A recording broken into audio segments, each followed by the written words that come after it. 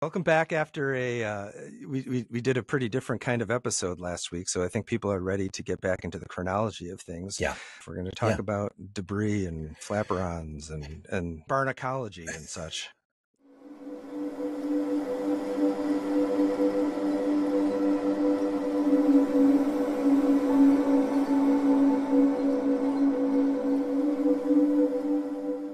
There's a lot going on here. It's all very interesting. We had left our listeners and viewers at this sort of edge of a cliff where for the first year and a half, basically 15 months of the mystery, there was this expectation that there should be some floating debris. Nothing had been seen from the air. Nothing had washed ashore in Australia. And so the expectation was, well, there should have been something. Where is it? Well, lo and behold, there it is. A piece washes up on La Réunion. This is an island that is owned by France, and so it is under French administration. So now the first piece of wreckage. Now, at first, of course, this is in July of 2015, and no one knew if this is what it was. There was a kind of a mystery, but it seemed like this piece of airplane had washed ashore. Let's talk about exactly what happened. So it's 8:30 a.m. on July 29th, 2015, and on the northeastern shore of La Réunion, sorry, a worker named Johnny Begue. Big? Do you know how to pronounce his name? I think it's Begue. Okay. That's my best French. So he did find this unfamiliar looking object at the edge of the surf. It was like kind of rectangular. It was about 6 feet long. It looked like some sort of airplane wing, and it's got all sorts of marine life on it, barnacles and stuff. And presumably he called the La Réunion police, the gendarmes. La gendarmerie. So yeah, it was kind of bouncing around in the surf. It looked like it had just come ashore, and it was sort of, the way that things kind of bob and float and bang on the rocks. And they picked it up and they put it on the grass. And so the police arrived, photojournalists arrived. And so these images start spreading around the world of the policemen, the gendarmes, flipping it over, looking at it closest up. You see these like funny little barnacles on it. And there's a lot of excitement, a lot of, carefully phrased headlines like this might be the first piece of debris. And it took a little while for the experts to say, look, this is definitely a flaperon. It looks like you would expect a flaperon from a 777, specifically from the right-hand side. And there are no other 777s that have gone missing in the Indian Ocean. So really strong suspicion that this is it, that we finally got that missing part. I'll be honest with you. I did not know what a flaperon was. I know what a flap is. And I did not. An aileron is. Oh, you did not know? I mean, I didn't know what it was. No, even as a pilot, you didn't know what a flaperon was. It's not something that exists on something like a Cessna 172, which is the kind of little plane that I fly. Okay. It's something particular to bigger airplanes. As the name implies, it's a kind of a combination of a flap, which is a piece that a pilot would lower on landing. It lets you descend like more slowly and more steeply, if that makes any sense. Okay. But it combines the function of that with an aileron, which is a piece that wiggles up and down, and it changes whether you're going to bank right or bank left, and that helps you turn. So it's a kind of a hybrid piece that doesn't really exist on little planes. It's unmistakably a plane part. Right. And you said they believe it was a right wing 777 right flaperon. It came from the right-hand side, and it was more or less intact, but it had the trailing edge, the part that would have stuck furthest out from the wing, had gotten broken off somehow. Okay. And so whether that was through like wave action hitting rocks or on impact, if it had come off, there's a lot of speculation. To this day, nobody really knows. So then after they determined that this indeed was a 777 flaperon, I see that you did one of your several apology pieces. This one was in New York Magazine. And right. So just so people can appreciate what an epical shift this was in the case, up until this time, a vast sum of money and lots of human effort had been committed to searching the ocean, based entirely only on these mathematical calculations derived from data that had never been produced in this way by a plane before, and that arose from an event that nobody could explain. So it was, so to my mind, it was a very, very slender thread. And so the question was like, well, if there's no other confirmation, that seems frankly a little bit suspicious to me. Yeah. Especially So since, as we said in the in the previous 2 episodes ago, that I had already figured out that there was a vulnerability by which this data could be compromised. right, and you'd already written your piece about the spoof, about the Right, possibility that it went north, but now right. comes your follow-up piece for New York Magazine. I'm just going to read your quote here from it. It Sure, says, sure. "Back in February, I explained in New York how sophisticated hijackers might have infiltrated the plane's electronic bay in order to spoof the satellite signals and take Right, the plane north to Kazakhstan. MH370 wreckage on the shores of Réunion makes such explanations unnecessary." right. So that's that. Right. So I was like, wow, okay. I had kind of put myself out there talking about this possibility that the data might have been spoofed. And I was like, I guess I'm wrong. Oops. So I was a little bit, verklempt, I guess, as we say in Yeah. New York. So, you know, everyone was like, okay, Jeff, you were proven wrong. How do you feel? I'm guessing not great. I mean, we've talked before about how, like, I come up with this, like, realization that this data could have been tampered with. It kind of, I sort of went out alone on a limb talking about it. I didn't want it to be my theory. I didn't want to have my ego attached to this idea, but I'm human. And it's like, yeah, it's kind of, I mean, I felt like I was, as I've used in the past, the phraseology, my ass was hanging out the window. I mean, Yeah. I had made this statement and I didn't want to look ridiculous. And this kind of felt like, oh, okay. My saying, look, there's no independent confirmation that this data is accurate. Well, now there's independent confirmation. Well, I remember this both from the Netflix documentary and happening in real time, but a lot of people, or at least some people, were like, this is bogus. This is not, Right. the authenticity of this piece is in question. Right. There were conspiracy theories already floating around. Everyone's skeptical about everything. There's some general fishiness about where the number plate was supposed to have been located. It should have been on the outside of the flaperon. It was missing. Yeah. You point out that, well, that could have been a function of the maintenance records kept by Malaysian Airlines. Well, there was a separate issue about the maintenance records. Okay. It was a confusing time. And, Andy, we spent a lot of time in the last episode talking about what this case is like. Yeah. And we talked about the strangeness of the evidence. But one thing we didn't talk about in terms of what this case is like is it has just been overwhelmed with conspiracy theories, people kind of spouting on social media that, like, this isn't true, this is, like, suspicious, like, how come you can't explain that there's mangosteens in the cargo hold? What we've kind of omitted from the previous 17 episodes, which was very much part of the lived experience at the time, was a swamp, a fog of, like, claims, counterclaims, misinformation, misunderstandings. Some people seemed really bullheaded in their, persisting to talk about things that we knew weren't true. It was a frustrating and confusing time. And so when this Flaperon was found, which was the first independent evidence that backed the idea that the plane was in the southern Indian Ocean, of course, there was a just chorus of voices calling it into question and saying that it was, a part of a conspiracy and what have you. Well, indeed, France could have turned this thing over to the Malaysian authorities, but they decided to keep it on their own, do their own investigation. Given everything we've talked about and about the lack of transparency from Malaysia, I'm not entirely surprised that they decided to keep it and take it to France. They delivered it to the Direction Générale de Armement, which we'll be calling the DGA. That's France's weapon development and procurement agency. Right. I don't know. That sounds actually kind of logical to me, given that I don't know if the Malaysians were super trustworthy at this point. What do you think? Yeah, the Malaysians had not really proven themselves to be paragons of openness.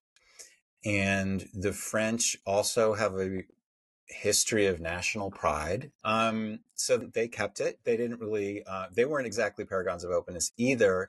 And as a result, we had these rumors leaking out, and members of the French press were actually kind of contributing to this air of suspicion by saying, "Oh, these investigators have found these things that are hard to explain." And you were talking about there was some uncertainty about the part didn't really match the records, and sure enough, it turned out that there were some holes that had been drilled as part of it. Okay, just to back up one step, when an airplane manufacturer makes a plane, and these planes typically have like 1 million pieces, Yeah. give or take, and some of them don't work, or they don't work as well as they're supposed to. So inevitably, you have these things called airworthiness directives, where the manufacturer says to the operator of the aircraft, you need to fix this particular thing. And in the case of this Flaperon, there had been an airworthiness directive that required some changes to be made to the part. Malaysian Airlines did the work, made a record of the work, but then when they compared that paperwork to the piece that was found, it didn't quite match. Oh. And the exact details of this, I don't understand. Some people got very excited about it. I personally felt like paperwork doesn't always match what it's supposed to. You know what I mean? Well, at any rate, so they take this thing to Toulouse, and the investigators like use an endoscopic probe, and they actually did find the serial numbers that match the records kept by the manufacturer in Spain. So, right. Yeah, it's a legit piece, right? I mean, one of the other part, and you sort of briefly alluded to this before, but there was supposed to be like a placard on the outside of the wing that had like the serial number on it, and that was not there. And actually, in the Netflix documentary, Florence Deschangy, the French journalist, makes a big meal out of this and saying that like it's impossible that this could have come off. How come it came off? Yeah.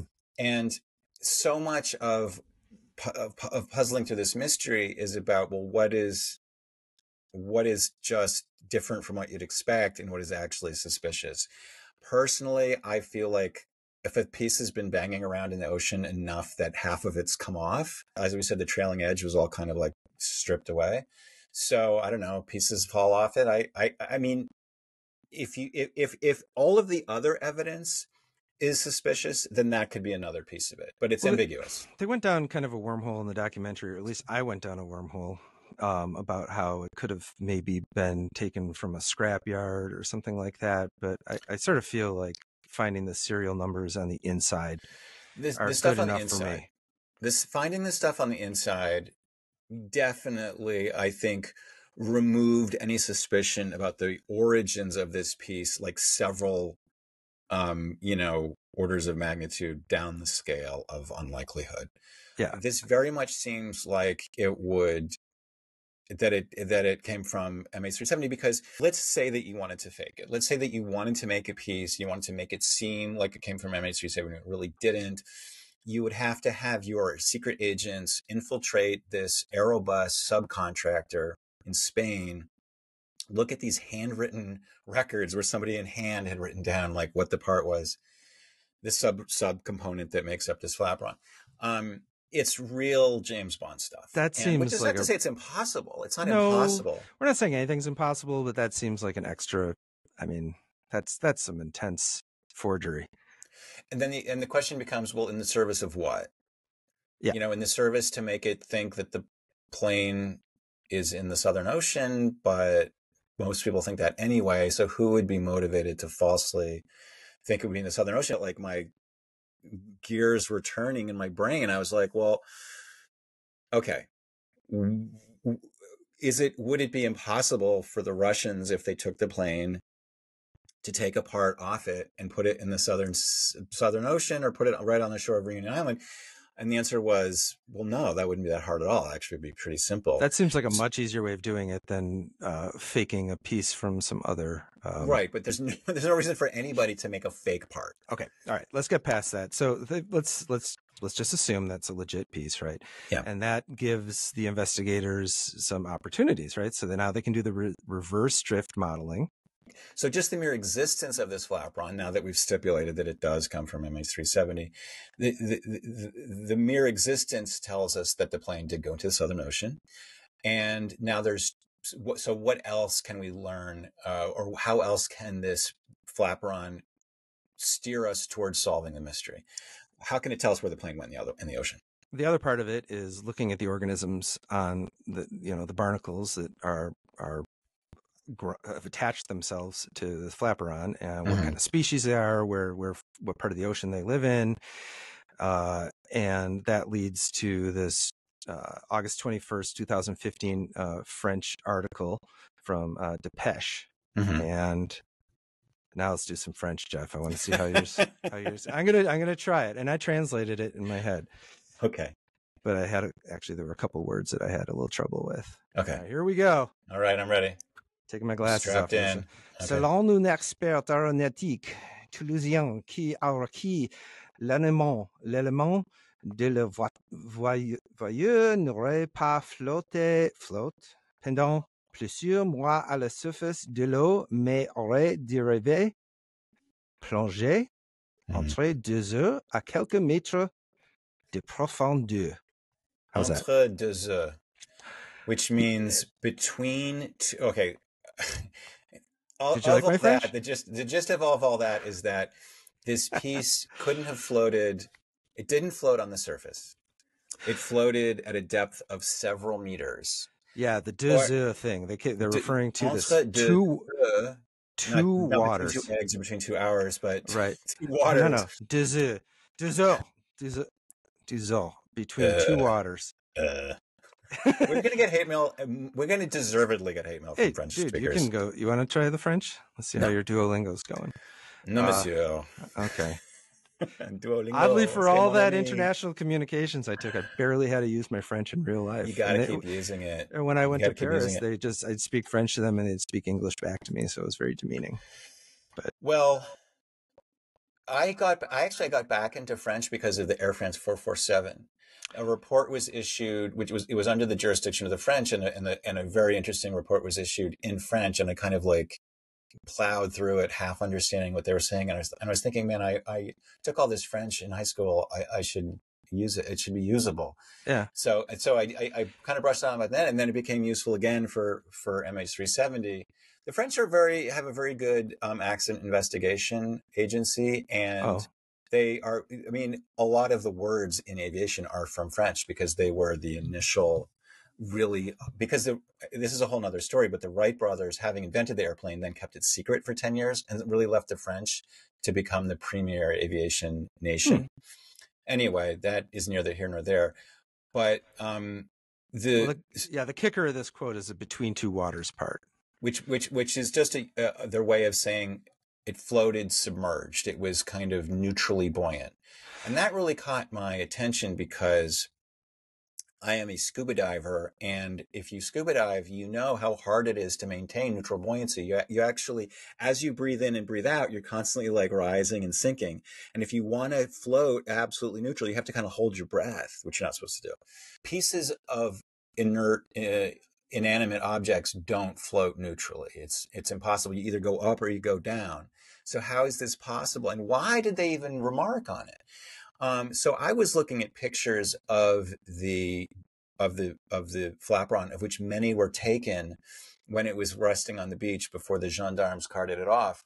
And so you could really see it from every single angle. And there were these barnacles growing on every surface. First of all, you also have scuba diving skills. I mean, this is like the mystery that it was like your whole life was accumulating for. It was French, It was scuba, it was airplane stuff. But it's like Slumdog Millionaire. Did you ever see Slumdog Millionaire? I didn't, but maybe now I should. It's a guy who wins. He's like a poor guy and everyone makes fun of him because he shouldn't have any education. And he wins this quiz show because they ask him all these obscure things about history and so forth. And he knows all the answers because he's had such a diverse life. And it does feel like, for me, like I had spent time in Russia, I had spent time in Malaysia, I had spent time in Australia, I'd scuba dived in the Indian Ocean before. It's like a lot of the things just kind of weirdly seem to come together. It's amazing. You had an email from David Griffin. He was an oceanographer with the Commonwealth Scientific and Industrial Research Organization, CISRO. CISRO.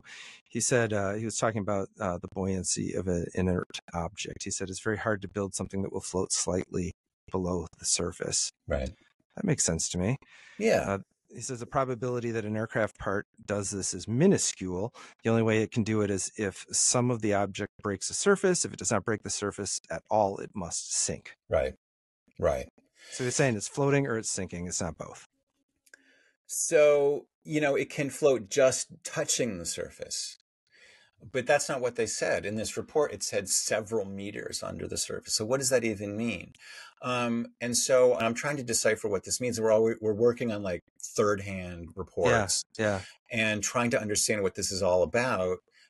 And again, we spent the whole last episode talking about how even the evidence is weird and mysterious. And this is another example. We didn't include this in the top 5 weirdest things. This is sort of like number 6 or 7, but how did these barnacles come to be living all over this piece, every surface? And this is why I think they made this speculation that it floated several meters under the water, because these barnacles are called Lepus antitifera. There's only about 6 or 7 people in the world who study this on a professional basis. It really has no economic value. The only reason people study it is because it's a nuisance. If you put a buoy in the water, or if you're like sailing across the ocean, these things love to attach to surfaces of things that are floating in the water. I mean, I like to say that like this case involves everything from marine biology to satellite dynamics, and this is the marine biology part. And let me just talk to you a little bit about what these things are like. Yeah, please. They are creatures that live in the open ocean, exclusively in the open ocean. And what they do is, in their sort of infant stage, they swim around and do whatever little critters. Plankton. They're plankton. That's the word I'm looking for. They're plankton. They float around and they do what they do. And they probably find little minuscule things to eat. But what they're doing, when they kind of reach the stage where they're ready to take it to the next level, and they look for something floating. And it can be anything. It could be, well, in nature, it would be like a floating log, even some like seaweed. Now in modern times, they'll find like a floating Clorox bottle, or any kind of plastic debris. A lot of the stuff that winds up in the ocean, they'll grow. And I talked to this researcher who told me she'd even seen these little cyprids, they're called, attached to a paper bag. The thing that to know about these creatures is that for them, anything that they can attach to is extremely valuable real estate, because it enables their lifestyle. What their lifestyle is, you attach to something hard, you glue your head to the surface, and then you eventually stick your feet into the water and you catch whatever drifts by.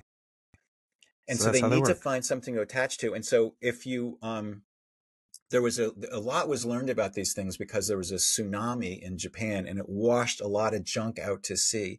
And this stuff entered the North Pacific Gyre and it wound up coming ashore in the Pacific Northwest and Alaska.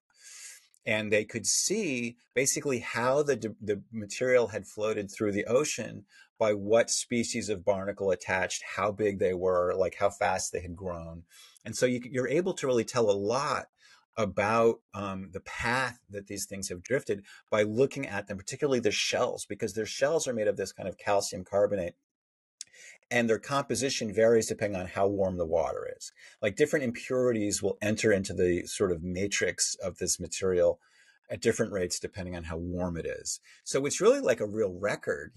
Sometimes scientists will put like an electronic like tag collar on an animal that they're interested in. This is almost like a free natural version of that. Yeah, it's like a tree ring. It's like a tree ring, exactly. And so when scientists saw that this piece from MH370 had arrived covered in barnacles, this was kind of an exciting prospect because it told them, oh, there's like all these little data recorders on this thing, essentially, and we can analyze it. But there was another part about it which made Lepus biology really relevant, which is that how do these things attach and where do they live?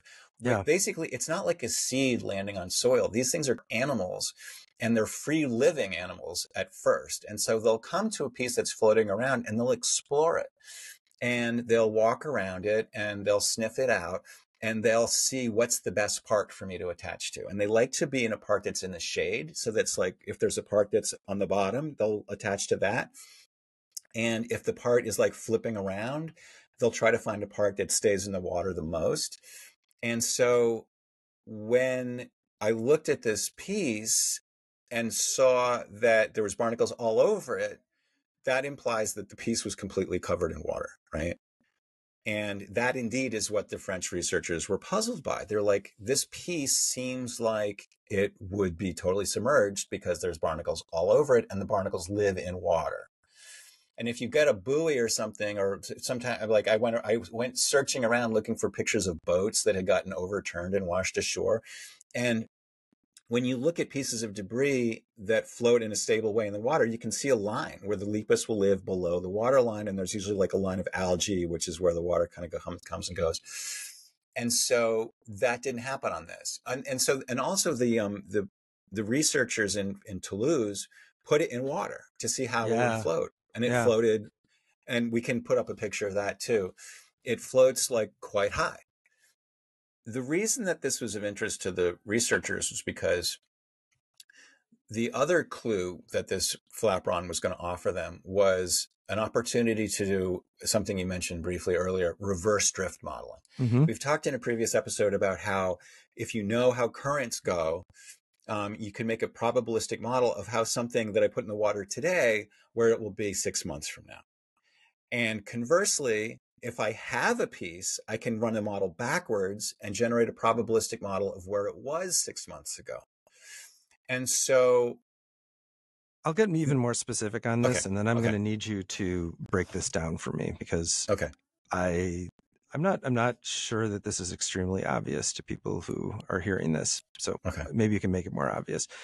So a guy named Pierre Daniel of the organization Mateo France, he put out this, or he has this quote. He says, "The buoyancy of the piece, such as it was discovered, is rather important. The studies by the DGA hydrodynamic engineering show that under the action of a constant wind following the initial situation, the piece seems able to drift in two positions, with the trailing edge or the leading edge facing the wind. The drift angle has the value of 18 degrees or 32 degrees forward or toward the left, with the speed of the drift equal to 3.29% or 2.76% of the speed of the wind, respectively." Right. Maybe you can turn that into so what he's basically English. saying is that if you put the Flaperon in water, see how much it sticks out, and then calculate how much the wind is going to affect its drift, that will give you a very different answer for if you ignore the wind entirely because you're imagining that this thing is floating submerged. So if you're several meters underwater, obviously the wind is not going to be relevant at all. And so they had this piece, and they were tasked with running a reverse drift model, and they couldn't figure out if they should run it for a piece that was floating, sticking out of the water, or a piece that wasn't sticking out of the water. And when they did it, they found that you got two completely different answers. In short, if it floated submerged, as the barnacles suggested, there was no way it could have gotten to Réunion Island in the time frame that it did. If it floated out of the water, then it could do it. It would come from somewhere in the vicinity of the seventh arc. And so you could say, well, this is a mystery. Or you could say, well, then it obviously floated sticking out of the water. And we'll just forget about the fact that the barnacles somehow grew in the air, which we know they don't. So again, this is why I say, like, the evidence itself has mysteries. There's a curious element to this Flaperon, just in the fact that there's barnacles all over it. In other words, something is not matching up here. And there's a curious element here that weird. That just sort of raises an element of suspicion. Now, so in order to not be too, coy, I will admit that I've very soon after admitting that I'd been wrong about the Russians taking MH370, I started to wonder if I was really wrong. And like, if we look at the Flaperon really carefully, can we convince ourselves that, yes, obviously this really did float from the seventh arc? And this was a thing that made me think, I mean, I don't think it's dispositive. I think that maybe barnacles just grow in ways that we don't fully understand. And then later I did find pictures of something floating that did sort of seem like the barnacles were growing on a part that was sort of awash, but not really fully dry. So I don't know. I don't think it's dispositive, but it got me to think, okay, well, let's look closely. Let's look more closely at these Lepus antitifera, because as we've touched on a couple of times, there was this other element, which is how old are these barnacles? And Yeah. then secondarily to that, what was the temperature of the water that they grew in?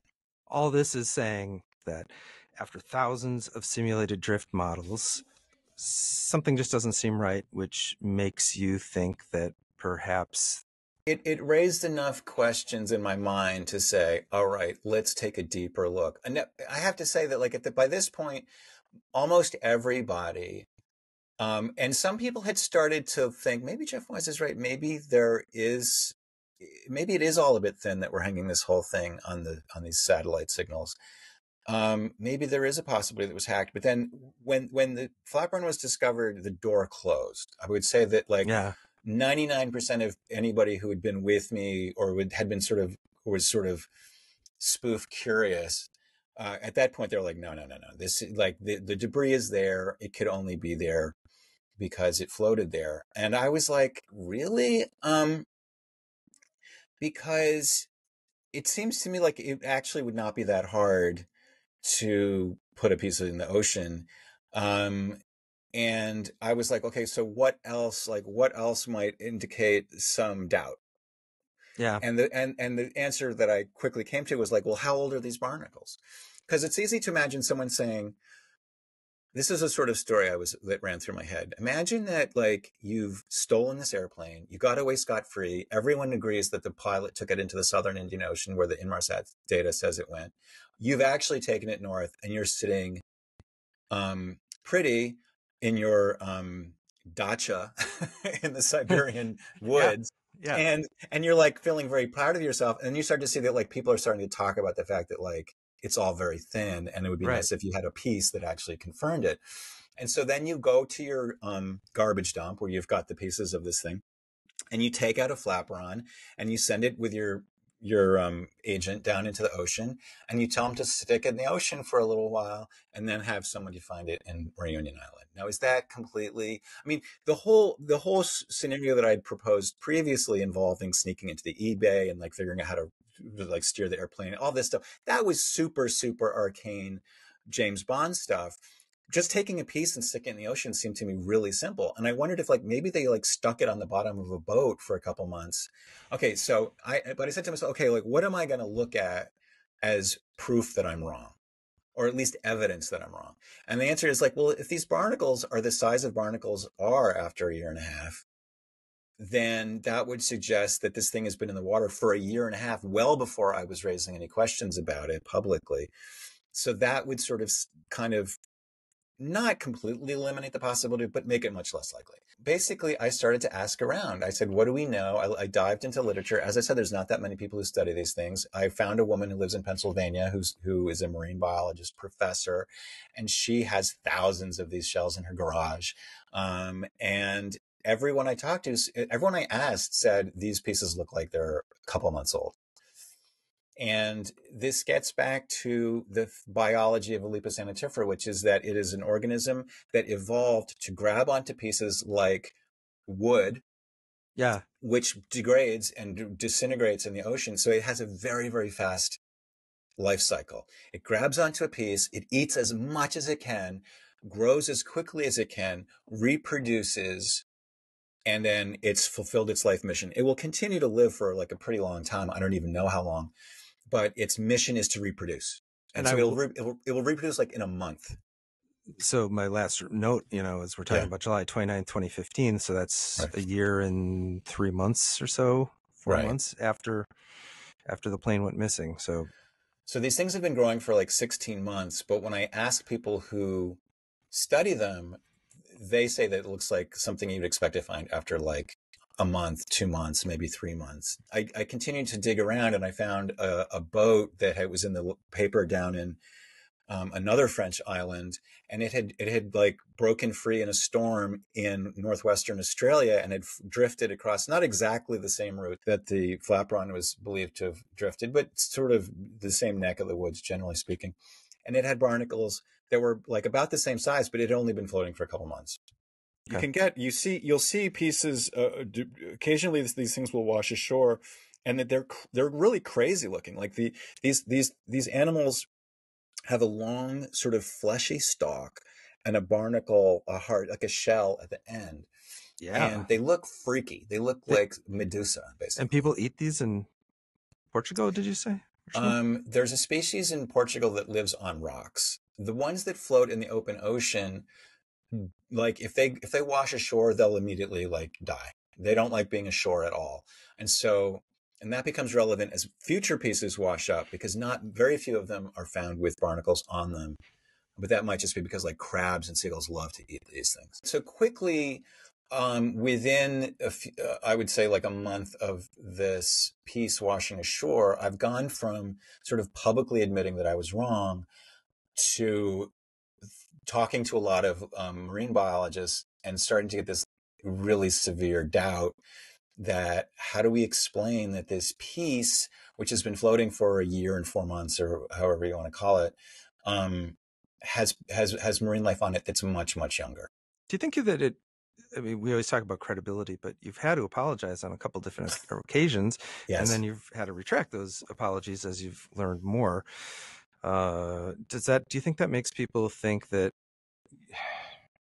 That I'm crazy or that I'm a flip-flopping, you're bad actor? crazy, that I don't know. I mean, or that you have such a motive that you keep looking for things to prove yourself right and not, I don't know. No, I think that's a really excellent question. I think that it's human nature to not want to admit that you're wrong. And it's human nature to, having been proven wrong, to just shut up and go away. Um, I don't see it that way, though. I think that science actually depends on people being willing to change their minds, being willing to look at evidence anew. And so that's what I'm trying to do with this podcast with you is to say, let's look at these things. Let's try to divorce our egos from the things that we've said. I mean, yes, credibility is everything. I mean, so much of the problem with this case is that you have people coming out of left field and we don't know who these people are. They're making very grand and often outrageous claims, and there's just no way to assess their credibility. And I've been kind of in the limelight of this case for a long time. And I mean, I have been wrong on multiple occasions, but I think I've been willing to admit that I'm wrong. I'm willing to be convinced, and I'm willing to change my mind. And I think that's actually essential. Did the MH370 community, the independent group, all those people, like, did they pay any credence to the barnacle stuff, or at this point were they just like, no, we're out, we're done? I think that anything that doesn't involve the crash being in this on the seventh arc in the Southern Ocean is just of no interest. It doesn't exist. It's like your dog doesn't want to watch television. It doesn't care what's on the screen. It's not there. Okay. And so I've been kind of left to work through this alone, but as we'll see, I wasn't the only one wondering this stuff, because years later the Australians issued their final report, and there's just a lot of confusion among marine biologists as they can't really, there's nothing. We'll talk about this in more depth when it comes time to talk about the other pieces that washed up, and there ultimately were about 36. None of the pieces has marine life that's consistent with a drifting from March 2014. Super weird. And so it's weird. Is it dispositive? Again, I think that really my assessment is that nothing is really dispositive. Everything sort of tilts the balance one way or the other. There always can be an innocent explanation for everything. And I think at one point, when we get towards the end of this particular journey or this phase of the journey, it would be good to take go run through a list of all the things, all the pieces of evidence that we have. And for each of them, when you compare it to one of the theories, either that it went south or went north, it's either that way because this scenario explains it, or because it just happened to be that way by chance. And so if the plane did go into the southern Indian Ocean, the fact that none of the life forms are the correct age just comes down to happenstance. Like maybe a turtle came along and ate all the lepus off, and then they had to like recolonize it. Or maybe the waters that it drifted through were so poor in nutrients that they weren't able to grow at their normal rate. Something like that. Conversely, if, we look at the evidence, the evidence about the flight simulator, which we'll get into more, like that is a piece of evidence that from the northern scenario would have to just be a coincidence. Whereas if you think it went south, that really is, it's that way because this theory explains it. Yeah. And so for each account, you're weighing each piece and thinking, is this for or is it against? Is it coincidence or is it a result of what occurred? I cannot believe we're this many episodes into this thing, and we still have so much more to talk about. This thing. I know, it's like a receding goal, because the more we talk, the more we realize, oh, there's this and there's this, and people are writing in too, saying, well, what about this thing? Yeah, we'll get there. We'll get there. This guy named Green Dot Aviation has gotten a lot of views of a theory, and they're like, what about that theory? I'm like, okay, maybe we'll do an episode of that too. But listen, jump in, tell us what you think, ask your questions, recommend, and thank you. Thanks for joining us, and thank you, Andy, for another. You work really hard on this, and I appreciate it. So you work really hard on it too. It's a collaborative effort, and I'm really having a good time with it, Jeff. We'll see you next week for episode 19.